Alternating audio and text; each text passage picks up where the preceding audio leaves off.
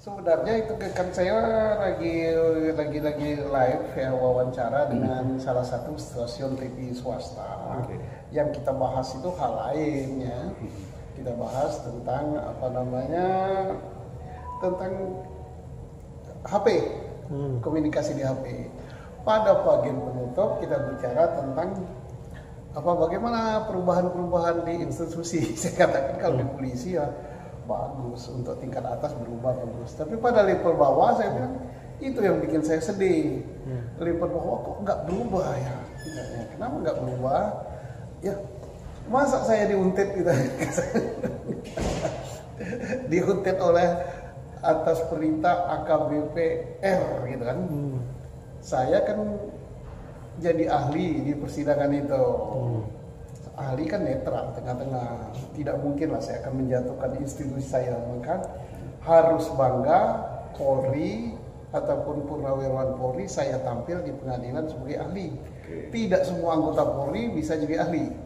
Dan saya bicara keterangan saya tidak menjatuhkan Polri, mengangkat Polri. Saya jelaskan masalah penyelidikan. Kok saya ternyata diuntit? Kenapa diuntit? Polisi yang saya tanya di mana rumah makan Empal Gentong dan ngantar saya ke rumah makan Empal Gentong. Habis ngantar saya diperiksa oleh Propam. Setelah diperiksa dia lapor ke saya bilang atas perintah siapa? Atas perintah AKBP R gitu. Wah, saya sedihnya apa? Kalau yang berbuat kayak gitu masih kolot, tidak terbuka itu, yang polisi selevel saya, polisi tua kayak gini nggak apa-apa lah. Ini produk orde lama ya. Tapi kalau polisi yang sebaya anda yang muda-muda gini, itu dia harus berpikir seorang reformis. Penegak hukum, polisi itu kan penegak hukum, mencari keadilan dan kebenaran. Si dan PK itu bukan mencari yang lain-lain, bukan mencari pembenaran, tapi mencari kebenaran untuk mendapatkan keadilan. Lah, saya berbicara masalah kebenaran dan keadilan diuntit, berarti dia hanya mencari pembenaran. Sedih saya, mau nangis saya. Kenapa sedih? Karena junior itu. Dialah yang akan menjadi pimpinan Polri di masa yang akan datang. Tapi dia begitu. Wah, itu sedih berarti. Wah, gimana sedihnya? Wah, sekian puluh tahun ke depan polisi ini belum berubah gitu. Ya kalau polisi tuek-tuek kayak saya ini gitu boleh-boleh aja kan. Tapi anak muda harus lain pemikirannya. Oh, PK ini adalah untuk mencari keadilan. Bila perlu dia yang memberi bahan. Karena kejadian itu di Polres itu. Kan kejadian Iki dan Pena ini kan di Polres itu. Ini bahannya supaya terungkap kasus yang sebenarnya apa. Dia tahu kan. Dia komandan. Nah, dia buka, dikasihkan kepada siapa? PH, kasihkan pada jaksa. Ini kasus yang sebenarnya. Bagus, harus begitulah anak muda. Oke, Bang, pro kontra dengan statementnya Bapak ini sendiri ya kan, bahwa kapasitas Abang kan bukan di bagian yang tertentu dalam arti kecelakaan tunggal dalam kasus ini. Gimana Bang menanggapi ini Bang?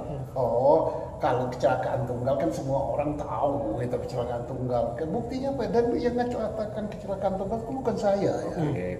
Polres Cirebon Kabupaten. Kejadiannya di Polres Cirebon Kabupaten dan sudah tuntas diperiksa. Masa saya membantah itu? Dan sekarang terbukti kan banyak sekali saksi bermunculan. Kecuali kalau saya ngarang-ngarang, oh itu kecelakaan tunggal, kan enggak. Yang mengatakan kecelakaan tunggal itu adalah dari Polres Cirebon Kabupaten, bukan Cirebon Kota. Sudah selesai tugasnya, laporan polisinya masih kan kecelakaan tunggal. Jenazah sudah dikasihkan pada keluarga, sudah dikubur, visum ada, barang bukti ada, segala macam ada. Ya mau apa lagi? Tapi kalau pembunuhan ya itu yang nggak ada, TKP-nya nggak ada, saksinya saling bertentangan.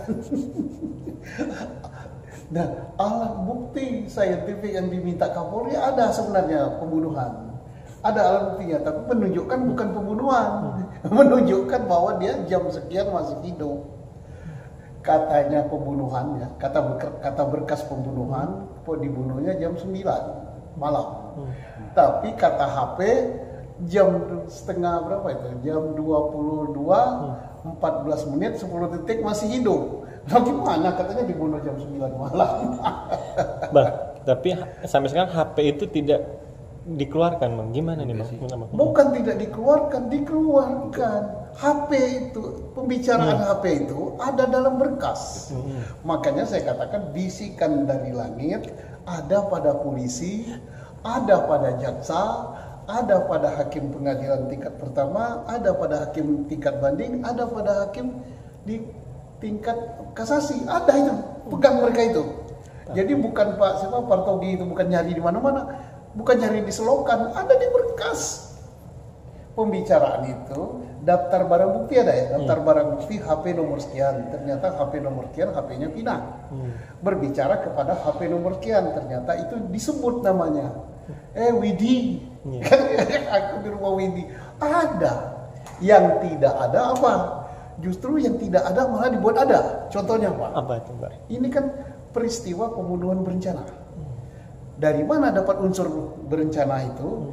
Ada SMS dari Andi. Andi itu DPO dan fiktif. Loh, masa fiktif kirim SMS? Tapi tidak ada HP-nya. SMS-nya itu tidak ada.